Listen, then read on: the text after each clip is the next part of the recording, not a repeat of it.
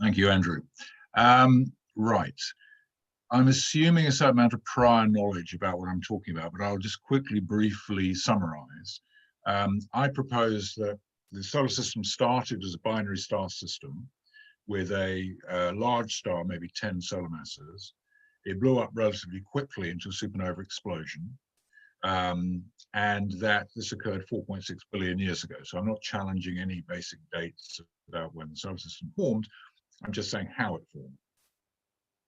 And in fact, it was Fred Hoyle who proposed this in the first place. It wasn't me. But his view was that, yes, there'd been this big supernova explosion that explained a lot of the high atomic number materials on the planets. But he assumed that the star core had been just blown away during the explosion and never to be seen again. So that the only thing that was left in our vicinity, the galaxy, was material that formed the planets without the star core. I'm saying star core was still in orbit. It was blown away from the center of the binary, but it's now in a long comet-like orbit. And it's actually approximately perpendicular to the plane of the ecliptic. So it can whiz in and out of the central part of the solar system without completely disrupting the planets. I've actually done a little bit of modeling on that using this universe sandbox.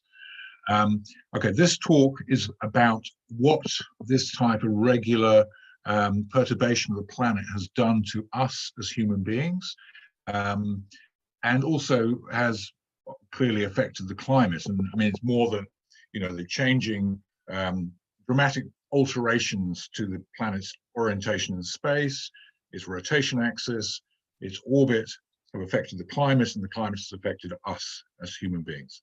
Okay.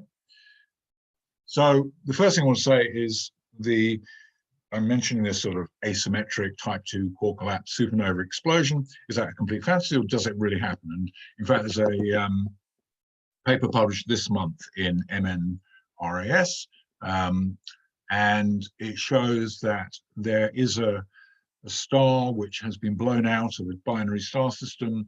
And in fact, this picture is showing the bow shock. So this star is moving very fast relative to its local environment.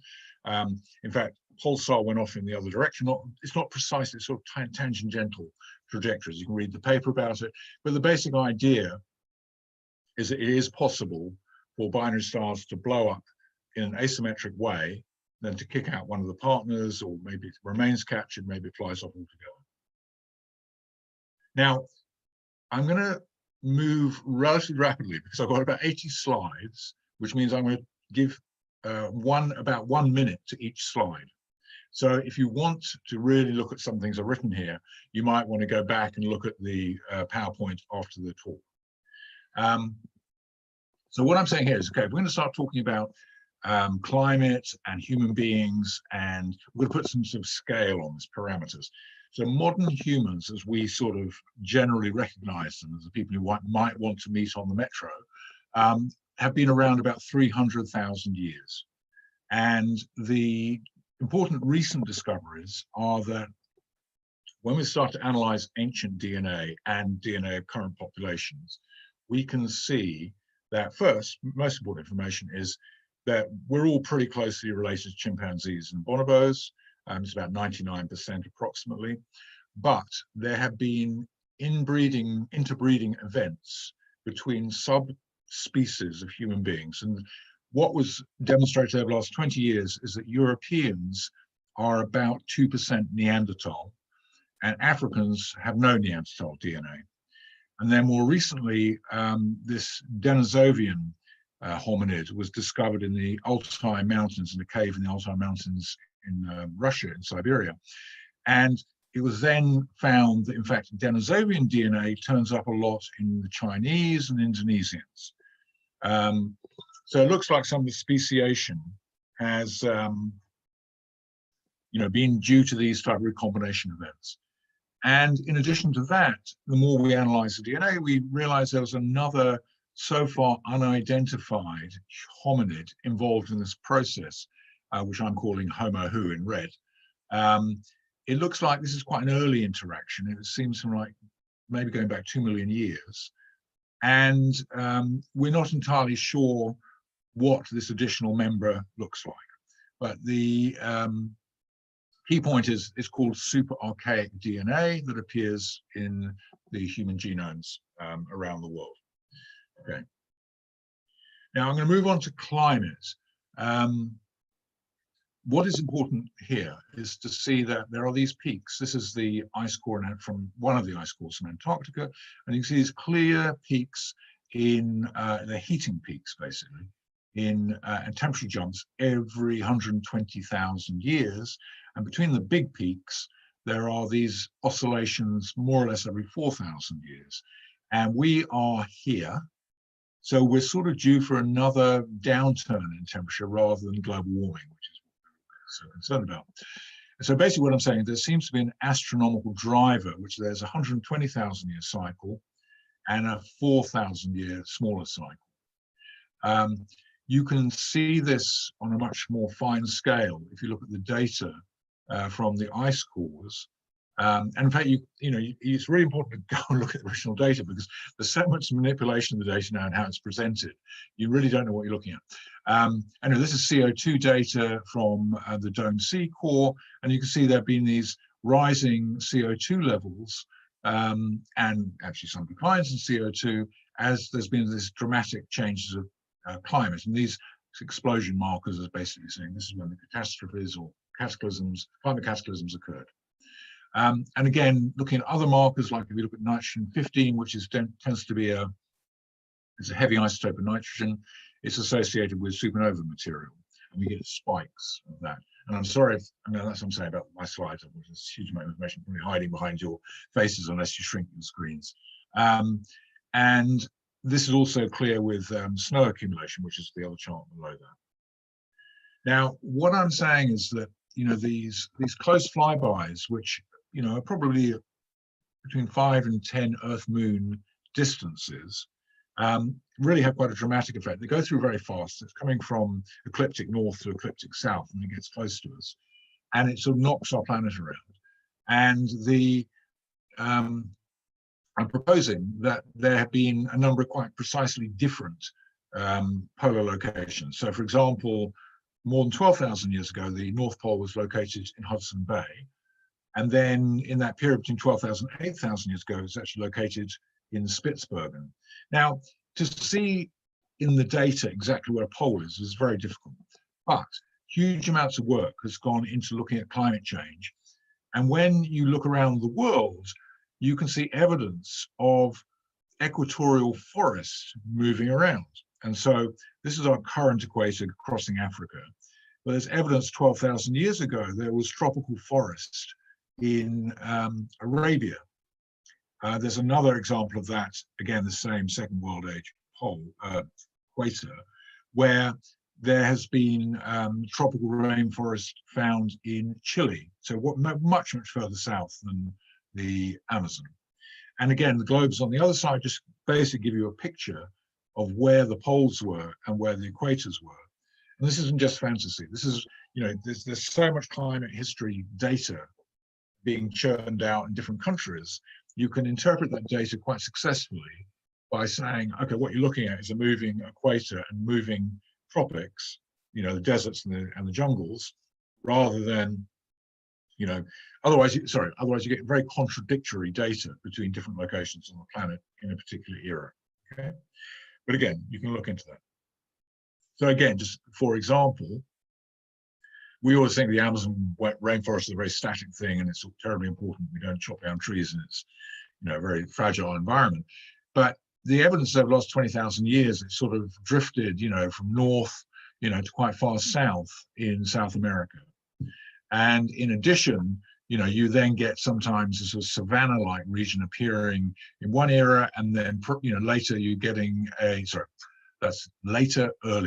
you're getting tropics to savanna switching. Okay?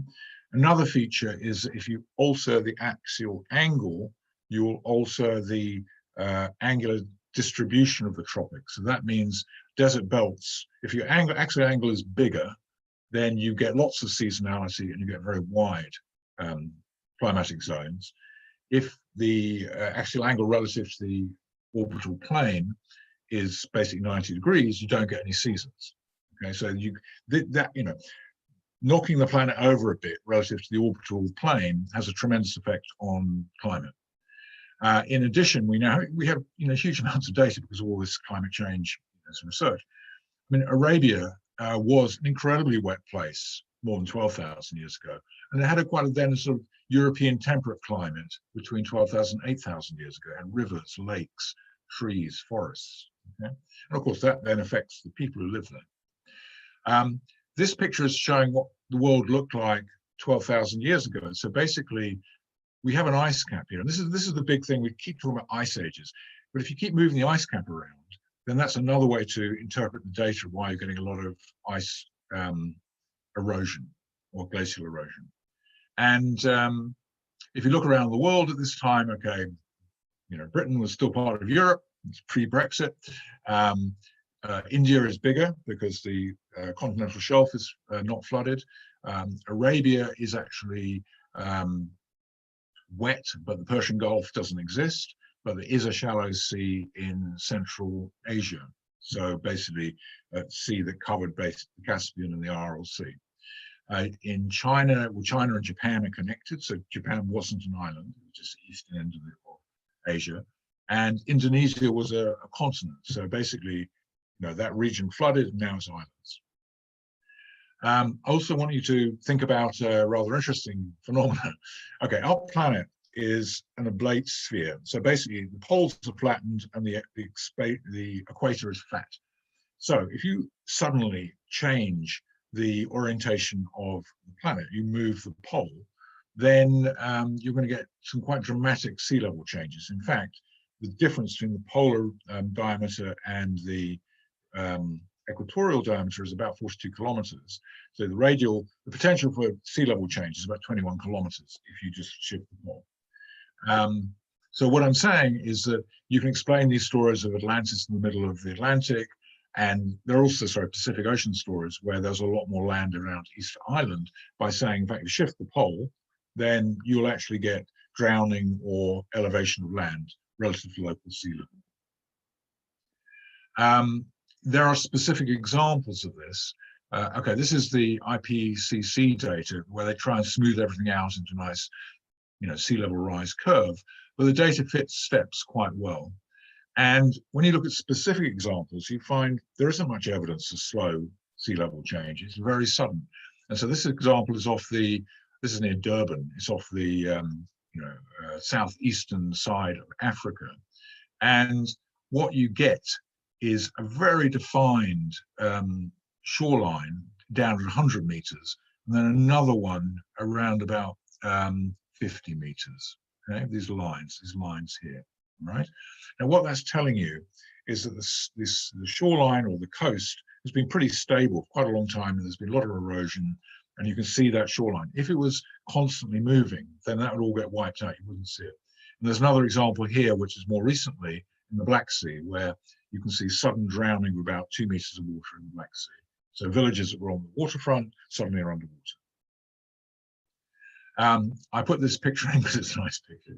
An amazing visual image, which is this diver swimming in fresh water, and below him, in fact, is salt water, which is saturated with hydrogen sulfide, and it gives this refractive index change. So it looks like he's flying, but in fact, this is in the Yucatan Peninsula.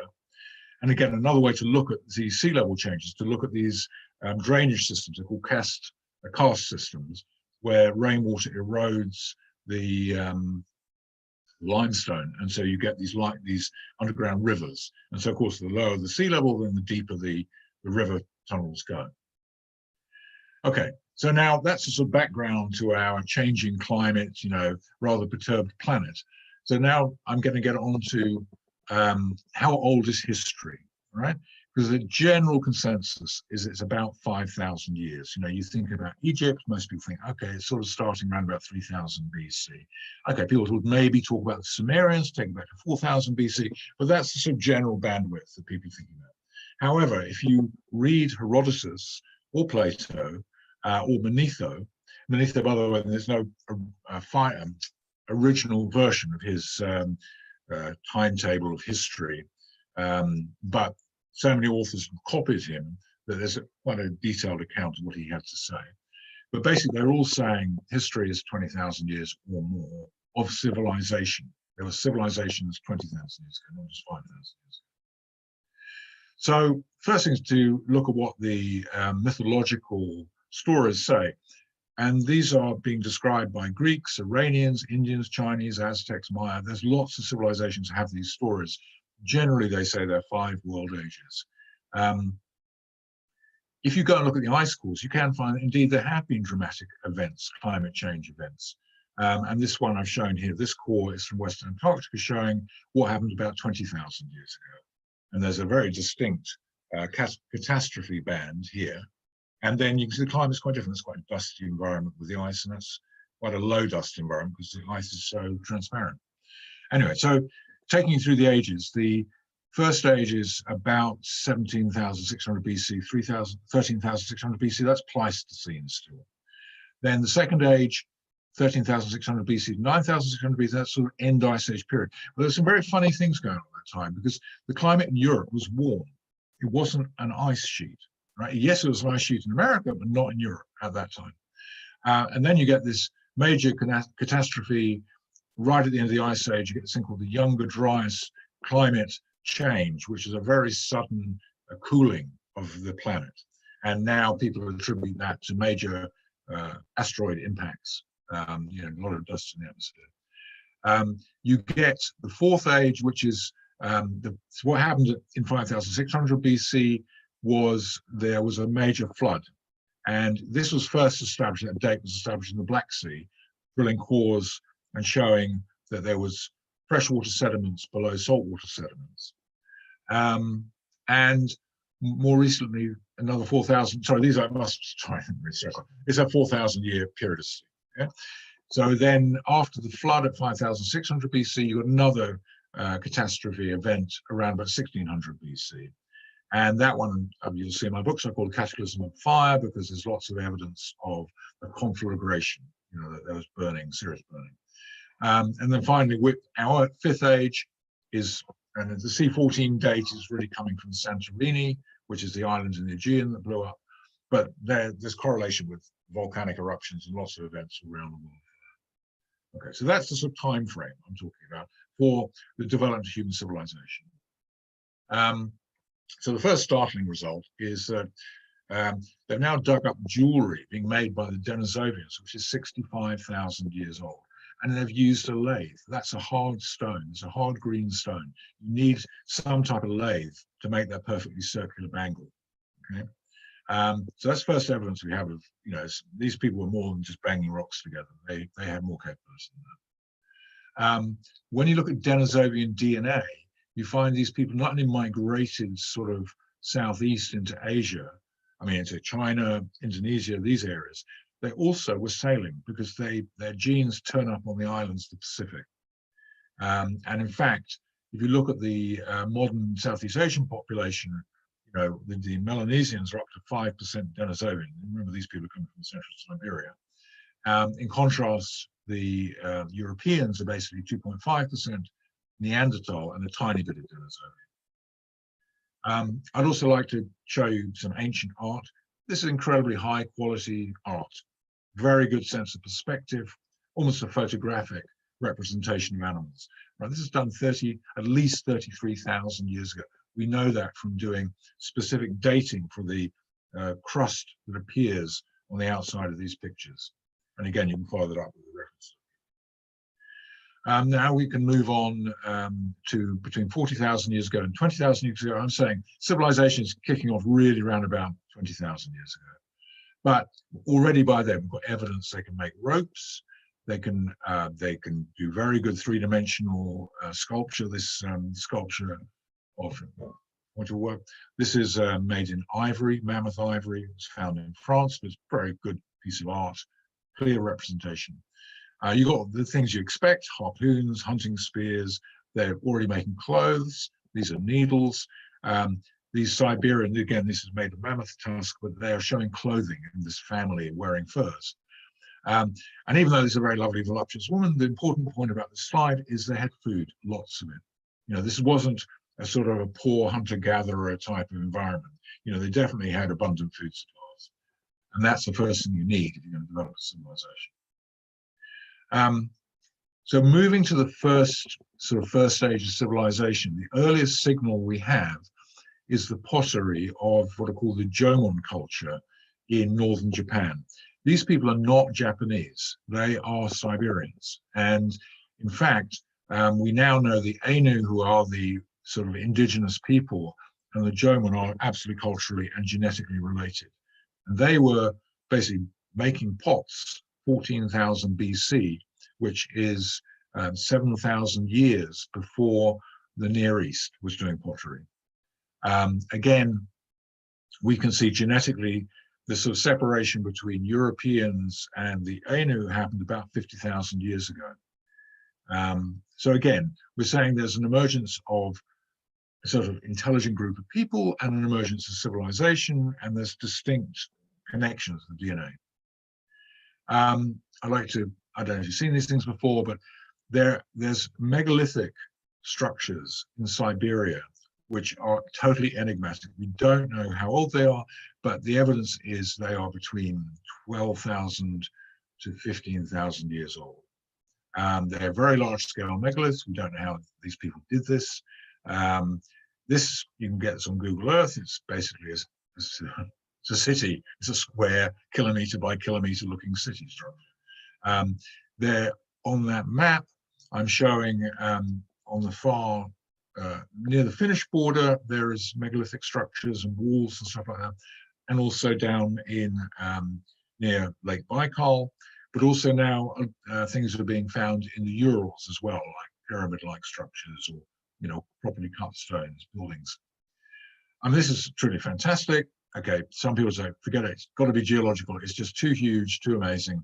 But it's located on the east coast of Brazil, and it's truly big. You know, I mean, if this has been man-made, we don't understand how they did it. All right. Moving on to something that's been more dated. This is Gugang Padang in Java. This is a temple structure built on top of a volcanic plug. The people who seem to have built it look like this, and I'll come back to this. This is an important thing. These are conehead people, and I'm going to talk about them more at the end of the talk. The dating was done by the Nuclear Energy Authority of Indonesia. They're pretty confident about their dates, and they're saying this thing is 12,000 BC. It's 14,000 years old. All right, that's a very old date. If you look at the culture, it seems to be, again, because I told you the DNA is very Denisovian. This is Denisovian people, and that's where it is. They were cutting stones in quite, you know, difficult ways. I mean, this is basalt, it's very hard. Challenge people to do that now. They were building in these basalt columns, and they were making stairs. They were drilling holes. You know, they're drilling holes in stone. This is all 14,000 years ago. This is quite incredible. Moving on, there's cultural similarity, sorry, architectural similarity between Gugang Padang and this place called Nan Modal. Sorry. This island is absolutely in the Pacific Ocean, right? So whoever was building here somehow managed to get to there, and even if you allow for, you know, the fact this was land, they still have, this was definitely not land. You had to get a boat to get there and to build this. That's spectacular bit of construction. This has now become quite famous. This is Göbekli Tepe, which is the it's in southeastern Turkey. It's well dated. It was, you know, when they did the excavations, a German archaeological team, they were taking good samples, and they definitely got this early date, 4,000 years old. This is what the people look like. I want to draw your attention to these hands clasped across the middle, because it's a sort of motif that pops up again and again. It's as if these builders actually got around the world quite a lot. Another important thing about this area, it's not just this one temple. The Turkish archaeologists are digging up a lot of villages and towns in this region, okay, and with quite impressive architecture for that era. Okay, so this is now the so-called end of Ice Age extinction. I'd say maybe it wasn't an ice age, maybe it was just a big pole shift. Here is the moment it happened. This big dip is what we call the Younger Dryas, which is a big freeze. We've now found this very large crater in Greenland under the ice, which that was, people first said, okay, it was that did it, just that, nothing else. But then you get, of course, the famous, herds of mammoths, which were basically buried suddenly. Here's an example of mammoth tusks in Siberia. There's another picture up in the other corner showing, a mountain, I think it's, I'm sure it's North Prairie region of North America, and they just found it buried under the fields. But the important thing is these so-called Younger Dryas YD impacts have now been found all over the world. And what's characteristic about them is they are heavy metals. They're not just your typical carbonaceous chondrite or even nickel iron meteorite. There's things like platinum in them. Okay. And you get this phenomena, in fact, at the Permian Triassic boundary as well. In fact, in Devon, you can find meteorites, bits of meteorites, which have thorium and uranium. They're radioactive, these things. In addition, you've got quite good data now for this burnt layer called black mass in America. It's got different names in different areas, but it's showing that there's fires everywhere. Forests were burnt at this time. Then a little side chat was quite fun. This is something very strange. Okay, in this destruction layer, they found this aluminium object, which looks like a machine part, okay? But it was actually found together with extinct mastodon bones, right? So again, you can read the slide a bit later, but basically, something was mixed up with all the debris and the extinction debris and the flood debris from this event. So we absolutely don't know what this is. It was found in Romania. We don't have any associated civilization to match it to. Okay.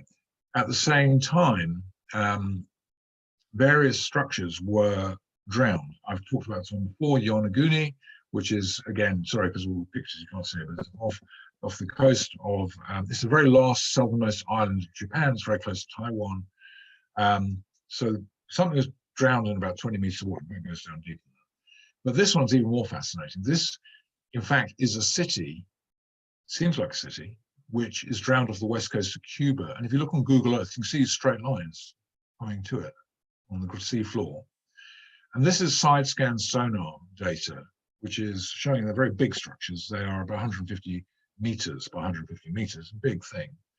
In addition, they sent down a remote dive vehicle, and you can see walls, you can see blocks. The blocks are about 2 meters, 1 to 2 meters in size. They also found a strange bit of, looks like metal.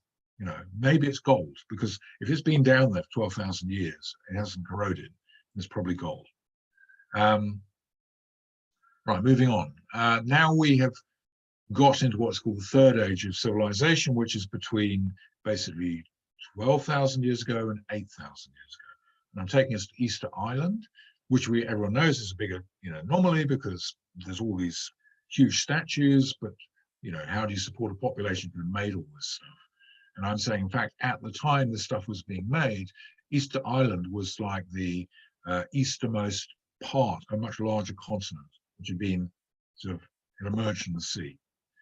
And I want to show you a few things like these. Again, I say about that class tan thing. Well, that's Göbekli Tepe. This is in Indonesia. This is on Easter Island. That's again Göbekli Tepe. This is again on Easter Island. You've got the same sort of look of the statues. And also, when you compare those Moa statues on Easter Island, they're actually very similar to statues in Colombia. So there's a small statue here and a slightly larger statues there. In addition, they were carving on the back of these statues this symbol, this sort of like the winged sun symbol you see in Egypt. And they're so it's like they'd made some observation in the sky, and that's what they're recording. In addition, there are actually these megalithic walls on Easter Island, and they resemble walls you get in some of the oldest structures in Egypt, but they're a bit different from the ones you get in Peru, and actually you get megalithic walls in Italy and Greece as well. So what I'm saying is that looking at the walls, I'll go into a bit later, it's possible this is what I'm calling a third age construction. That is, it's a construction between 12,000 years ago and 8,000 years ago. Whereas these are polygonal, so wavy type blocks tend to be from about 6,000 years ago. Okay. Again, moving on, a lot of this type of megalithic building was going on. This is in Montana. You know, we tend to think of Stonehenge, but it's going on everywhere. Okay, very dramatic structures. Here, this is just incredible. This is Japan. Okay, some geologists say, oh, this has just got to be natural. This can't possibly be carved, but it looks like it's been carved. And there's these sort of objects which are very detailed carving, very hard stone. You've got to have some technology, and you did it. Again, nobody knows the dates of these objects. These are sundial calendars. They are like a gnomon, and marker stones, which look more primitive. But really, the evidence of the dates of this activity is about between 12,000 and 8,000 years ago. However, when you move to the Near East, it all looks a bit more primitive in that era. So we've got good dates on Jericho, which is 9,000 BC.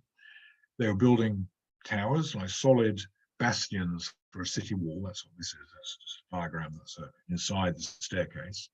But you can see from, again, I'm not sure what you're seeing here because maybe images are covering it, but there's sort of iconography and statues and things like that. Again, in the same period, this is now what's called pre-pottery Neolithic A. Again, in the Fertile Crescent, which is the north bit of Syria, the southeast part of Turkey, you're starting to get these cities being built. But again, you get these anomalies, like there's this bit of obsidian here, which has been lathed. It's very hard to lathe obsidian, okay? But someone's made a bangle out of it. You can see it's a bit of a bangle. But this is generally their sort of tools. They had copper. They've got copper beads there. And the houses were beginning to look like cozy little places to live. Okay? This is an era I mentioned earlier with the climate, that Arabia had a European climate. Previous to that, it had this tropical climate. Now, this era, this 4,000 years between 12,000 years ago and 8,000 years ago, it had a European type climate. And there's evidence of farms. This is an ancient river, all now in a barren, very, very dry desert. In Jordan, you're starting again, like in Turkey, you're getting these sort of like small dwellings, but in a city-like structure. They're making very beautiful things in stone. They weren't making them in pottery. And then you get these weird anomalies where, like, this huge stone, someone's cut it like with a lightsaber. I don't know how that was done, but someone did it, and this is from this era, okay? Because this is now deep in the desert. This slide is to show the Sahara in between 12,000 years ago and 8,000 years ago was wet. There were lots of rivers. There was lots of game. It was a very nice place to live. There were definitely megalithic building cultures there. This picture is showing the analysis of the water runoff. So they drilled these cores on the west coast of Africa, and then the chart on the other side is showing their calculation of what the rainfall was like. So you have this spike of really substantial rainfall over the Sahara Desert. I'm sorry, that's when I say spike, it lasts 4,000 years. Okay, I'm going to move on rather quickly, but okay, again, this is quite famous now, that the walls around the Sphinx enclosure show evidence of severe water erosion. These are runoff, these are water channels where the waters run down there and cut through. And this is a diagram. But we still say, we try and say, okay, pyramids and the Sphinx are built at the same time. It's about 2,500 BC. But an embarrassing egg was found in an Aquatic 1 cemetery, which is definitely 4,500 BC. It shows the pyramids were around at that time, right, which is at least 2,000 years more older than this current idea. And in fact, there's a zigzag little picture of the Nile. It's pretty good. I just pulled this one off again, Google Earth. You can see, basically they've got the wiggles in the right places. Again, so what I'm saying is that the Great Pyramids seem to belong to an earlier culture. I mean, certainly the pyramids, there were later pyramids made by the Egyptians, but they were sort of copying these grand structures and never quite actually copied the technology perfectly. Okay, now we're going to sort of on a high-speed tour of our history. Okay, this is the Black Sea flood. It says accurately dated. Here's an example of the drill cores. They saw a very clear cut of 5,600 BC. If you go around the Black Sea coast, so southern Ukraine, you can see drowned river valleys. You can find the drowned Bosphorus under the water. Off the north coast of Turkey, you can find dwellings. I mean, these are wooden buildings which were drowned suddenly about 8,000 years ago. This wasn't a local event to the Black Sea because off the coast of what is now Israel, but at that time just generally called Levant or Canaan or whatever you call it, you've got megalithic circles, look like some sort of calendar circle. You've got megalithic walls of buildings. This is, you can see the layout of what was a small fishing town. There's a well that's about 8,000 years old. So very good evidence that, you know, it wasn't, the Black Sea flood wasn't just an event in the Black Sea, it was going on everywhere. And in fact, in the previous discussion, I said this is the time that the UK was separated from Europe. You know, so the English Channel, North Sea all appeared at the same time. This is very interesting. This is a 12-meter long monolith that's broken now because it fell, but it looks like it's some sort of lighthouse or marker for a harbour, which is also now deep underwater between Tunisia and Sicily. And the rock that was used to carve this thing is different from the local bedrock. So it's definitely something there. And now it's deep underwater. In addition, this again is quite famous, this idea that on Malta, there are these weird sort of what are called cart tracks, which are a bit like a sort of a rut railway, okay? But they continue under the water. And then you get out the other side in Sicily and they're there again. So basically like the road, because there used to be land between Malta and Sicily. You can drive all these strange cart tracks. And in fact, they've also found these strange cart tracks on the Azores going down to the water. And the Azores is reputedly the Atlantic location of Atlantis. Moving on, again, same drowning, 8,000 years ago, 5,600 BC. A city was discovered drowned in the Gulf of Cambay. There are monumental buildings which are about 40 meters, foundations 40 meters and 40 meters. There are residential buildings where the foundation is about 5 to 10 meters. There are other structures you can see on the side scan sonar. And then I popped in this other slide, which is not the same part of India, it's sort of down near Sri Lanka, but you can see very clearly how you got these little islands, but in fact, right below, if you drop the sea level, you've got a huge set of hills, you know, because the visibility is great down near Sri Lanka, whereas the visibility here is not so good.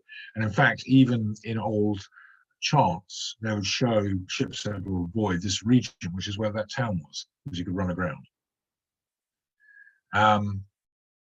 Okay, during this post-flood period, which is between 8,000 years ago and 4,000 years ago, you're getting these structures starting to appear. This is Sexo Woman near Cusco, just outside Cusco, in Peru. You get this type of very characteristic construction, these polygonal walls and these knobs. It's a very typical sort of thing. Amazing carving of very hard stones, evidence of saw cuts in stone, knobs again appearing here. Machu Picchu is a bit of a funny one because it's got evidence of much older stuff as well. You know, so it's like it's been used and used again many times, so it could be up to 10,000 years old. Fourth age Malta, again, I'm saying between 8,000 and 4,000 years ago. You're all probably familiar with these Maltese temples. The Hypogeum is this beautifully carved underground temple. And again, they were into voluptuous women. The men seem to be, you know, relatively slim. The women, you know, seem to be well fed. But again, what it's showing you is civilization was good, food was available. Okay, and the other one that's important, again, is probably now hidden behind your images, but there were the people who were building this stuff they had distinctly larger heads. They had elongated, slightly elongated heads, and that's important because I'm going to show you the same people were in the UK. So when you look in the long barrows, the people who actually were building the astronomical structures on Salisbury Plain also had very similar skulls, the people in Malta. Okay, and this image is just sort of a later idea. They used to bury. I've talked about this before in Sardinia. They have this sort of religious idea that you're born and you go back to the Earth Mother, and so these were sort of like, you know, a dead person would be put in a tomb. It was like going back to the Earth Mother's vagina or whatever. That seems to be the concept. And here is a Renaissance version of that. Okay. I'm now going to talk about technology. So again, in this period between 8,000 and 4,000 years ago, they seem to have extremely high quality talents. So we have these very, very accurate, this ability to cut stone in an incredibly precise way. It looks like machines. It's not, you can't do it banging rocks together. You've got drill holes. There's this famous, this is much later because this is Dendera, which is formally dated as sort of late period. But they're showing this thing looks like a light bulb. And some people do mock up, this is a light bulb. Or you've got this strange object in the Cairo Museum, which clearly looks like some sort of machine part. All right, so I'm now going to jump into more detail about this globalization. So during this period, 8,000 years to 4,000 years ago, it looks like definitely this sort of technological culture was everywhere. Okay, so the first one I want to draw your attention to is the handbag mystery, right? So in Göbekli Tepe, you've got these things that look like handbags, and they keep popping up. So you get them here. Before I get too deep into this, I think they're probably some badge of authority, but they could be something else. They could be a laptop. Who knows? Anyway, so they pop up in Iran. They pop up in Central Asia. They typically the symbol. There seems to be two groups of people there, what look like fishmen or aquatic people and birdmen. And you get this appearing all the way through to Assyria. So this is Oannes, who's like one of the teachers, who's like someone who's supposed to come from the ocean to teach the arts of civilization. And you also get these so-called bird people. These are the people actually who eventually evolved into the angels that appear in the Bible. So again, I mean, just look at the PowerPoint at your leisure later, but I'm saying these handbags appear all over the world over a 10,000 year period. Okay, so it's a very strange thing. I'd also like to draw attention to megaliths. I mean, we tend to think Stonehenge is big, but these things are enormous. We have Baalbek. This is Baalbek before the stone quarry. This is in Lebanon, sorry, Baalbek, Lebanon. Before the stone quarry was excavated, and after excavation, they found that actually were even more of these things, big, huge stones they were cutting. This is Aswan. Aswan quarries we use right from the beginning of Egyptian civilization, right through to the late period. This incredible quarry here in Yangshan in China, an enormous block of stone they're trying to cut out and move. And again, look at the PowerPoint afterwards, because you can just look. I've actually got quite high resolution pictures. You can just zoom in and see just how big these things are. You can also look at age stratified megalithic walls. So just like a geologist will look at a geological column. So young stuff is above older stuff. Okay? You can do the same thing with these walls, because often they were used and reused. And so here you have like Roman on top of this cyclopean type of building structure where you have irregular stones but fitted together really perfectly. This one has been quite well dated, because what they did is actually drilled into it and got, you know, marine material and carbon-14 data, and it looks like these cyclopean type walls are between youngest they're 3000 BC and oldest are about 5000 BC. And again, in Peru, in Cusco, you can see this transition between very high quality to lower quality, and that's Spanish. In Athens, for example, there's this extraordinary wall, which is on a hill. It's not the Acropolis, it's on a hill near the Acropolis, which is absolutely monstrous megalithic stones. Again, this type of linear placing of blocks is quite like the Great Pyramid, and I'm attributing to this period between 8,000 years and 4,000 years ago, whereas, am I talking rubbish here? You know what I'm saying? No, that is between 12,000 and 8,000 years ago, and this is between 8,000 and 4,000 years ago. Okay, so I'm saying this stuff is old, you know, relative to what we think of as human history. The other thing is, again, I'm not sure if you know this, but there are pyramids all over the world. And we tend to think of Egypt. This is China. There are lots of pyramids in China. They were built primarily what's called by the Sai civilizations, where you get this name, the city of Siam. And again, they are old and very big, and they look like Mexican pyramids. This is Mexico. This is a very controversial pyramid in Bosnia, where some people say it's rubbish, but they're constantly excavated. As I say, it's basically built on some concrete material. And also you get these similarities between Maya structures and Cambodian structures. There are even pyramids in the Amazon jungle. And that's what I was saying about the jungle moves around, right? So these are just being picked up on Google Earth, okay? In addition, you can find this stone clamping technology. This is where you get 2 blocks of stone, you get it like a, what do you call it, mortise? Specific, it's a specific, like in joinery, you have the specific type of angled, these are called mortise.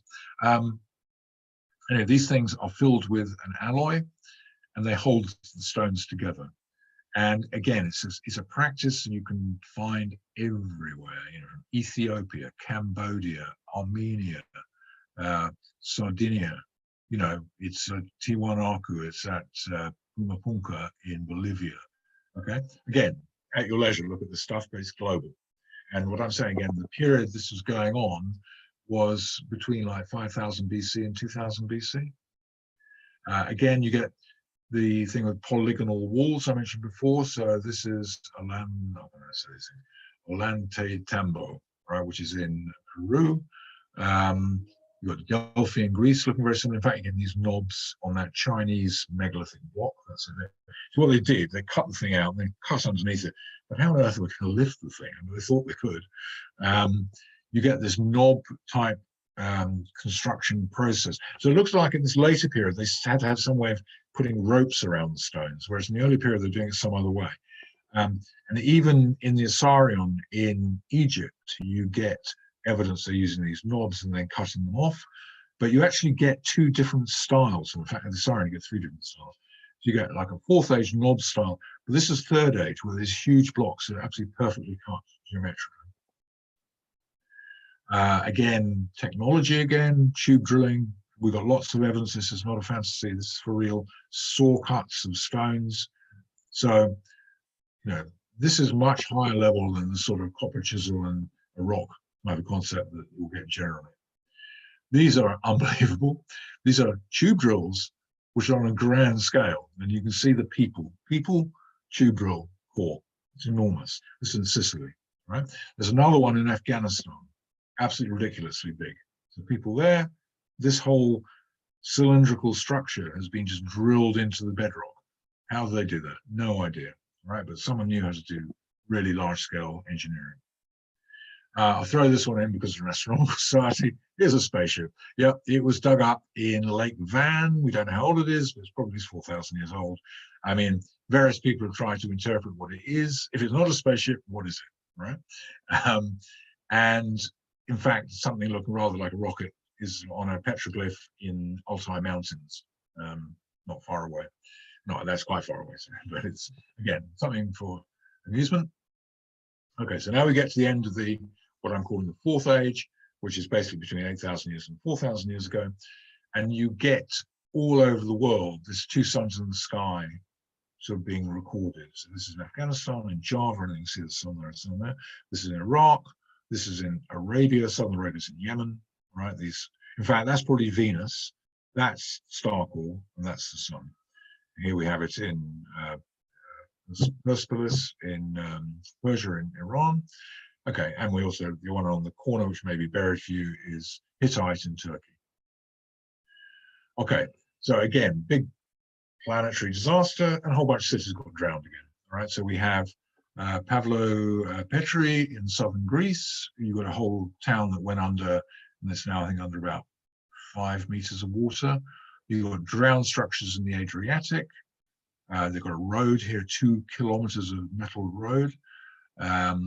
Got the villages, and this stuff can be carbon-14 dated quite easily because there's lots of wooden material that's Dwarka, which is to the north of that city I showed you previously. So, you know, 4,000 years earlier, this city here in the Gulf of Cambay was drowned. But then this coastal city called Dwarka was drowned again in 1628 BC. And again, it's quite easy to do the geology on it because it's basically sort of from the low tide line to out to about 4 meters deep. So it's quite easy to dive. The visibility is a bit bad, but it's definitely there. Finally, in our fifth age, another event happened. Again, you've got to read my Cataclysms and Renewals book, but something very strange happened because there was this weird destruction that appeared on structures from the end of the New Age, New Kingdom Egypt period. I don't know if you know, the late Bronze Age, it was a thriving time, and suddenly bang, everything was wiped out. In Cyprus, I've got a flat in Cyprus, and around the corner from me, there's a whole city, boom, wiped out. All along the coast of the Levant, all the ports were wiped out. And the thing is, what you got is this weird radiation damage on these stones from Tanis in the Nile Delta. And you get it here on these colossi. Something dramatically bad happened. And it's described, well, destruction of Venus is described in various mythological terms, but it seems that this has really happened. Right. At the beginning of the talk, how am I doing? I'm running out of time, aren't I? Okay. At the beginning of the talk, I talked about this Homo who. What are they? Aquatic apes. I'm going to blast through this rather quickly because I don't want to take up your time too much. But basically, in about 1960, a marine biologist said, a lot of our features sort of would work rather well as a beach-dwelling organism, beach-dwelling hominid. So if you want to stand up, it's quite a good thing if you're wading, looking for crabs and fish and stuff like that. If you are a hominid that tends to hang out on the beach, then having your hair on your head protects you from UV, but you don't want hair anywhere else because you want to swim. But you do need fat because you need to stay warm in water. We also have what's called a descended larynx, which actually prevents us from drowning if we get underwater, so watering the lungs. And finally, because we've done some molecular genetics, we know that there's a gene that actually comes from Denisovians, which helps you hold your breath. Right? It's very common in Tibetans, but it's also quite beneficial if you're diving. Now, meet the fish people, or whatever you want to call them, the aquatic coneheads. So these people suddenly appear after 5,000, that flood 8,000 years ago, and they appear everywhere. So this is Yamunkian are in Canaan, and so it's now Israel. You can look at this elongated heads, these slit eyes, very sort of plump-looking people. Al-Ubaid, these you find, well, they're originally discovered down near the Persian Gulf, near okay, but it's in the southern end of Iraq, but you can see the characteristics again: elongated heads, these type eyes, big shoulders, good for swimming, and these ones on the right-hand side are from Serbia. In fact, they're on the Danube, so they're completely different cultures, seeing similar types of people. And these people introduced pottery to the Near East. So if you go to Tel Halaf, which is an archaeological site in the Syrian-Turkish border, you can't go there now, it's a bit nasty war zone. Again, these strange conehead people turn up again, all right? And you can see high-quality pottery suddenly appears on the side. In Assyrian and Babylonian mythology and art, they show these fish people arrive. They even show the Star Core, the deluge, and these fish people taught them the arts of civilization. I absolutely love this picture. This is from Cyprus. It's like a conehead convention, but they're normal people there. That's normal. They're normal. That's normal. And these people are coneheads. It's like there are two quite different populations of people, and so these are normals. And then, unfortunately, you may find it's hidden on your screen, but I've cut out the coneheads. They were the gods in the Levant, and this is for both the Phoenicians and all of the Byblos, all the coastal cities worshipped these people, where all have these coneheads. This is Baal, and you see these again, different cultures showing the same types of look. And that's also in Turkey, with the Hittites have the same coneheads.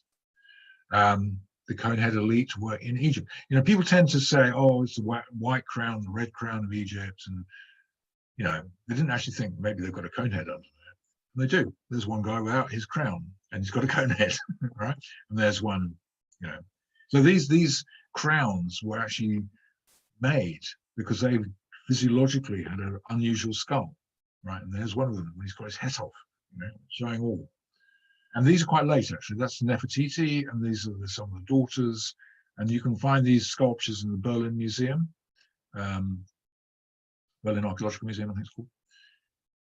Okay, they're in India as well. Look at this cone head guy here. That's normal. They appear in the pottery. In fact, this culture emerged 8,000 years ago and then was wiped out 4,000 years ago in the cataclysm of fire.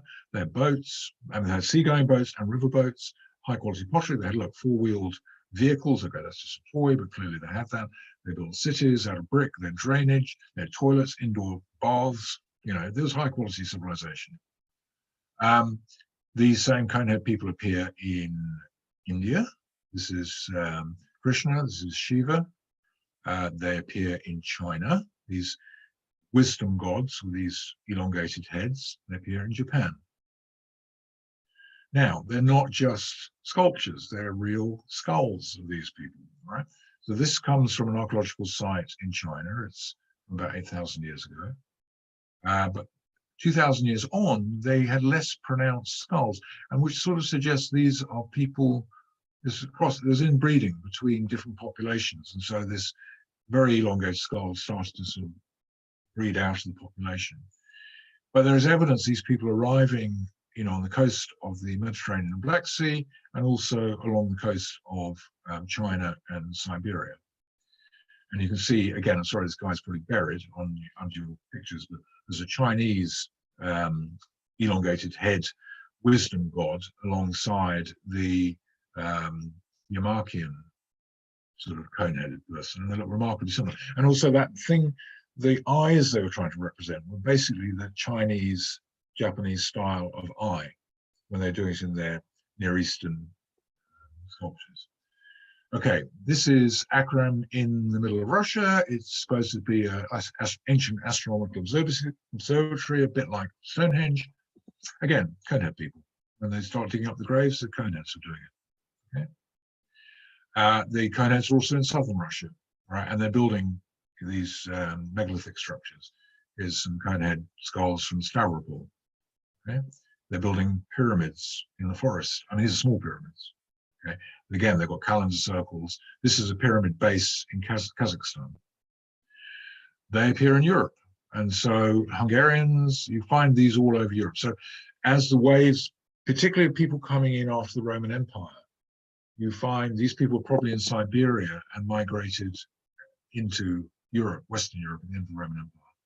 And so you get examples of them from that era. So here we're saying like 600 AD, so it's into Roman Empire time. You also get them in the Olmecs. The Olmecs are the people, they were the earlier civilization in the Yucatan Peninsula and Mexico. Again, it's quite clear they all have this general elongated head shape. And even the Maya, which is a later period, so between 500 BC to 900 AD, also had elongated heads. I like throwing this one in. Again, there's, you know, anomalous technology. You know, these are golden, maybe jets, planes, who knows, but they fly. You know, some German flight engineers thought this is so amazing. We'll build models, see if we can make them fly. They fly. The history of these, they were looted in 1890, certainly long before there was any jet aviation, right?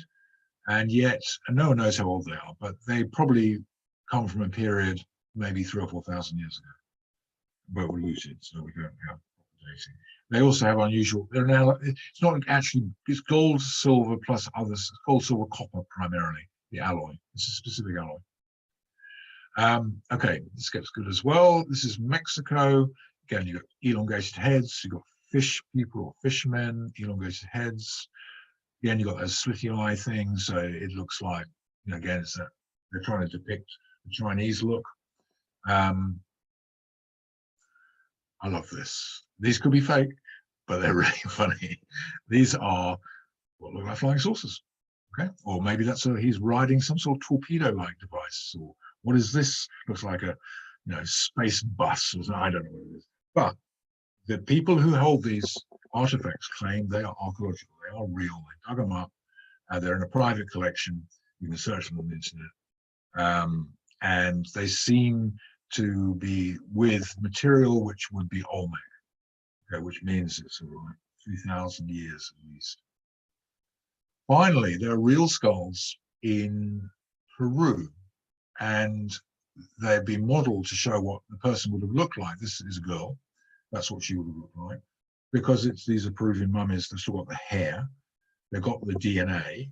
And when they do the DNA analysis, they find these people are European. Right, so they're 3,000 years old and they're European. So that means the people got to South America, you know, way before the Columbus sort of European period. Okay. Finally, just thought things. You look at one of these elongated skulls from Peru and look at it as a seal, it's sort of structurally quite similar. If you're a baby floating on water and you've got one of those skulls, it's going to help you float. So maybe this was an adaptation designed to help babies born in water stay alive by floating. If you want to swim, you know, we make cycling helmets like this shape because it's aerodynamically very efficient. It works in water too. And you may not know this, but 1 in 2,000 Europeans have webbed feet, right? So this is, you know, I'm saying that the Homo who are basically another group of aquatic apes that stayed more aquatic than the rest of us. You know, we went off and wandered around back on the land. They carried on by the beach. Okay, final point brings us right up to date. Why are we so interested in all this DNA? You may not know this, but Neanderthal DNA confers COVID-19 risk. If you've got Neanderthal DNA, you are more likely to get serious disease. And here's very tight data showing it's this particular region on chromosome 3. We've identified this haplogroup as Neanderthals, 50,000 years old. And what it contains is genes. There's one gene which is involved in the cilia, the epithelia of your lungs. You know, those little wavy hairs that make things move around on the surface of your lungs. And they've got these other things called pattern recognition receptors. And I think what's happened is that the Neanderthals had parasites, and these particular pattern recognition receptors are very good for fighting parasitic infections. But unfortunately, the virus, you know, SARS-2 triggers them. And what's interesting is you get these, this is the distribution of this Neanderthal DNA. And you see, the big mystery was when people started saying, okay, you know, some of the mixed race people in the UK or in Europe were at higher risk of getting COVID-19. They're all expecting like, wow, there's going to be a big problem in Africa. There's no problem in Africa, right? The reason there's no problem in Africa is because there's no Neanderthal DNA in Africa, in among native Africans. And you get this reasonably good correlation. And also even with China. I mean, China's basically got over its problem much faster than we have in Europe. And again, it's because they have low frequency of Neanderthal DNA. They have more Denisovian DNA. Right? So, by the way, I'm doing this stuff. I'm in this field, so I do know what I'm talking about. Okay, so final. I've written 2 books. I'm far too busy to write my 3rd book at the moment, but it's sort of work in progress. And if you like the ideas, there are YouTube channels where I put up 12 channels here, where these are people who are very diligently digging up interesting stuff about ancient civilization. Okay, so there you go. Voila. Food for thought. Great, Rupert, thank you very much for that.